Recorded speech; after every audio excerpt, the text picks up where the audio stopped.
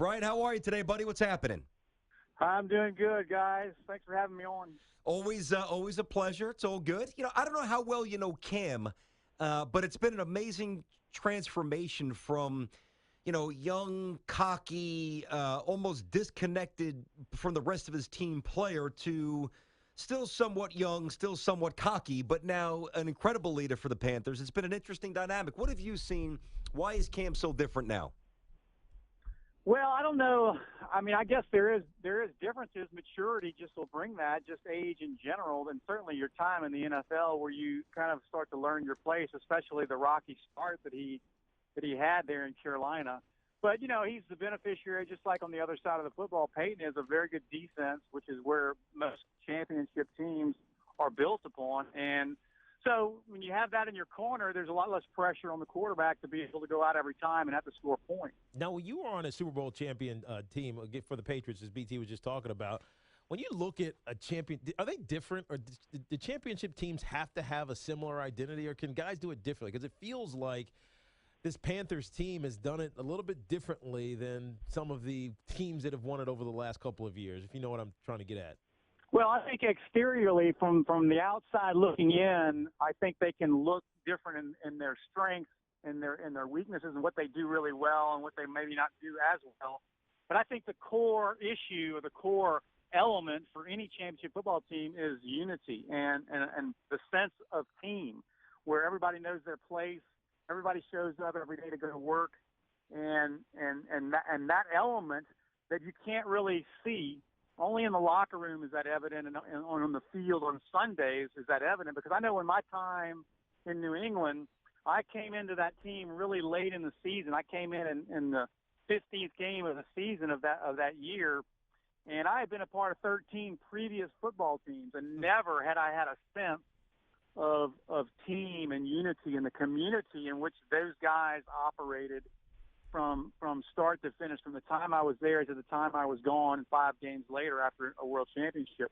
There's just a different element that's so much deeper, so much richer, so much more authentic than any other football team. I believe that's the key element to me. Now, Brian, where does that come from? Because obviously Tom Brady was the quarterback, and he's obviously one of the great quarterbacks of our era, if not the greatest of our era. A great coach. Where did it come from? Did it come from leadership, or did it come from the guys in the locker room?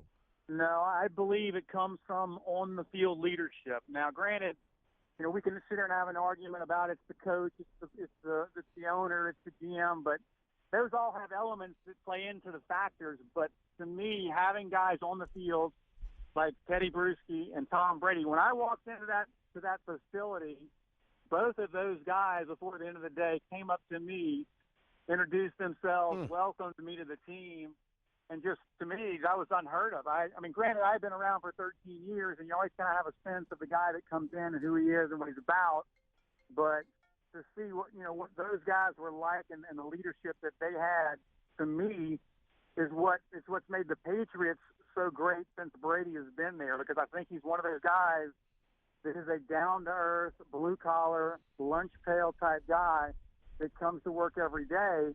And when you have a guy in that position with that type of a mentality and that type of character and that type of leadership, that it's the glue that holds everything together and is the catalyst, to me, for a championship quality football team. We're talking to Brian Kinchen, who played for the Panthers, among some other teams, the Pats, obviously, as he just detailed. Now, you're part of a documentary here. Now, we're going to have Adam Vinatieri on the show this week. We're going on Wednesday. We'll have him at Super Bowl in San Francisco. And this documentary is entitled Before the Kick. What's amazing to me here, Brian? Everybody talks about the nerves of the kicker and even the holder. You got to get the laces out. We saw that with Blair Walsh, and nobody really references the nerves of the snapper. I mean, before you actually, and it's not a glamorous part of the game, but it's equally important. How nervous are you snapping a big snap with a kick of significance to win a Super Bowl? Well, I know for me and that whole journey that I was on when I came back to the Patriots, I had been out of football for close to 3 years. And so you can imagine being thrown back into that element after being gone for 3 years and never really experiencing anything to that level. It certainly was wearing on me. And my physical abilities to perform my job faltered towards game and that week preparing for that football game. And so for me, the last thing I wanted, the last thing I could have possibly imagined happening was that football game coming down to a field goal, because I was just falling apart. I was in pieces mentally, and my only thing that got me through that moment, obviously, is my faith in the fact that God was going to deliver me, hopefully, in a positive way through it. But I also had done that thousands and thousands and thousands of times, and I basically just clicked my brain off and said, do what you've done so many thousands of times before and just deliver the football. And, I think everybody deals with it, but like a long snapper or a golfer, where you're having to start the action, to create, where the ball is sitting still and you've got to move it. There's a lot more thought that goes into it, as opposed to me running a pass route, making a move on a DB, and the ball is delivered to me, and I just got to see it and react. Mm-hmm. Yeah. There's a whole lot of difference between those two scenarios. No matter who you are, you're going to think about it more when you're the guy that has to begin it all. Yeah, no, trust me, I know, because I lived it on the other side. In 2003, you won this championship with the New England Patriots. In 2002, the year that my brother's Tampa Bay Buccaneers won the Super Bowl, we lost the game in the wild card round to the San Francisco 49ers because our long snapper, Trey Junkin, and I see his name on this documentary list. Obviously, it's called Before the Kick, the Brian Kinchen story. Trey Junkin, he dribbled it back there, and we didn't get a chance to kick the game-winning field goal. So BT was asking about the pressure. It's great when it works, but sometimes it doesn't. Well, I remember I watched that game, because I've watched every playoff game since I've been in the league, and I watched that game, and I remember them talking about it, because he had trouble in that game, and, Yep. and I was kind of aggravated that I didn't get the call to go play for the Giants. But I sat there and watched him do that, and really that same moment was in my head just as well, because the tentativeness in which he delivered that football was not going to be on my agenda. If my ball was going sideways, it was going at full speed. Yep. With all I had on it. And Yeah.